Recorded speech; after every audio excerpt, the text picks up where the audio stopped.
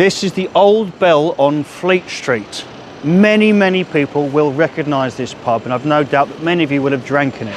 To save me rambling, I'm going to read from this plaque. Now, the Old Bell Tavern was built in the 1670s for workmen and masons who were rebuilding St Bride's Church, which is just behind this. Designed by Sir Christopher Wren. Well, it says Christopher Wren.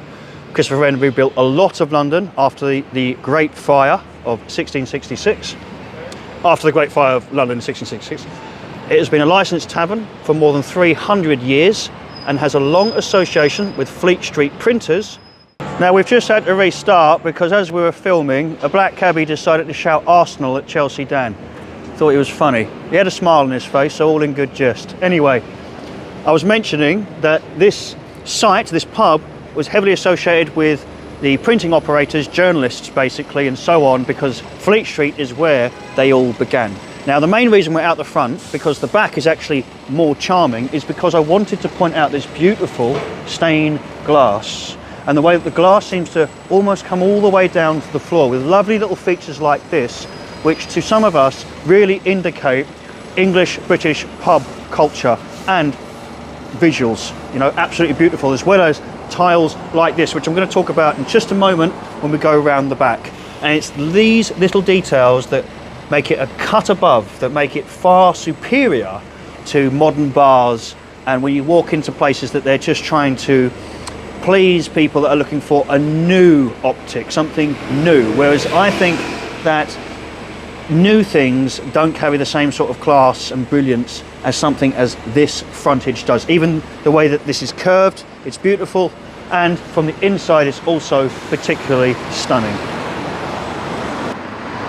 Just so you know, I did actually get this in the pub. I don't just walk about London and get on the tube like this, or do I? Who knows? I'll be surprised if Dan doesn't when we're not looking.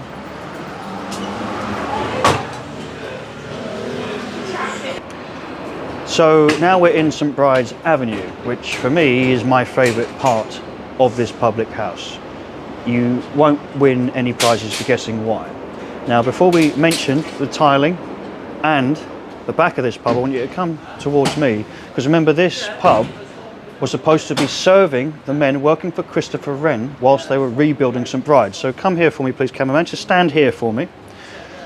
Just out of interest, I want you to look up at that tower, and you'll notice it's quite unique but recognisable. That's because it's built similar to a wedding cake. Now, in the 1700s, a baker who wanted to impress a wedding basically designed a wedding cake just like that tower.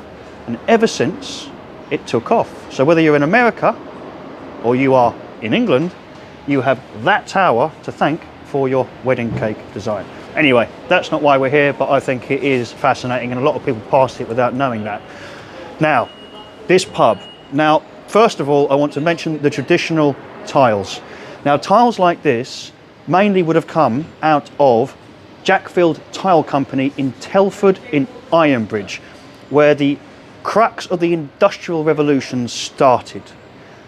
Subways in London, our underground, butchers, the tiling behind the counter, and most pubs like this would have got their tiles from Jackfield Tile Company, who did various designs and would advertise these to the landlords and so on, or the brewers, and they would then pick their colours and schemes. For me, it's truly brilliant, and I wish more pubs would have tiles inside and out. They last for a very long time, and when I was actually in Ironbridge, I went into one of the pubs, and the 1700s tiling, which came from just down the road, was absolutely perfect. Was it not perfect, but by my standards, when it comes to history and visuals, I just couldn't get enough of it. So when I lay my eyes on a little pub like this and I see these tiles, I'm transported to a better Britain, a better drinking culture, and something to be proud of. Now, I'm going to try and be as quick as possible because they have kindly turned the music off for us. Now, this pub has a very interesting story behind it, which I don't see why we wouldn't believe, though we should question. See, Fleet Street was very, very prevalent for journalism, printing, and so on. So prevalent was it that in the 1700s, the first newspaper was actually printed here. But it seems that the Secret Service were entwined with journalism. Just after the Second World War, we ran into an epoch called the Cold War. I'm going to quickly abbreviate this. Basically, for decades, there was a massive fear that America, capitalist America, would go to war, nuclear war, with the Soviet compact of Russia, the Soviet Union, right? Now, this had the whole world terrified. This saw many proxy wars fought, whether it was Vietnam, Cuba, Korea, and so on. Most of the war that we see was actually done via propaganda, capitalism against communism. Now, at some point, probably around the 50s, a journalist was said to have walked in here, and that's not unusual. Seeing a journalist on Fleet Street is like seeing a member of Parliament in Whitehall, not unusual. He's walked in here and he's left a notebook behind. This notebook had top secret government, British government information. But it gets more strange because he's noticed he's lost this notebook and he's checked in with the pub and asked them if they have his missing property. Now, the barmaid has looked at this and realised what it is and then decided to hand it in to the authorities, right? But the notebook winds up back in the hands of the man accused. This is why we have to question things. Let me give you an example.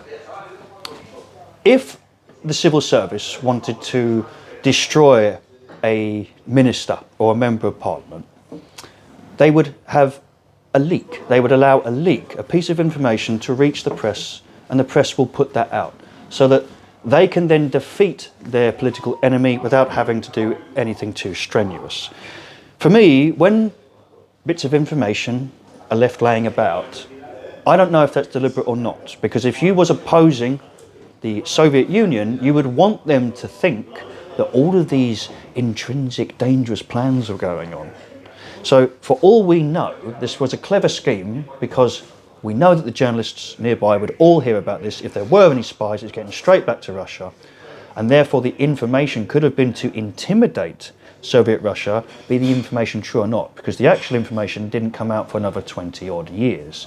But then we have to look back and say, maybe the Secret Service, because that's who the police would have had to give it to, maybe they gave it back to the journalist to keep an eye on him because he really was a spy.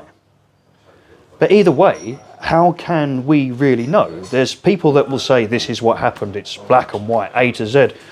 I don't think so, because the amount of variables when it comes to the Secret Service, when it comes to journalism, are infinite. So before we just believe what we read on a plaque or on a site, always think.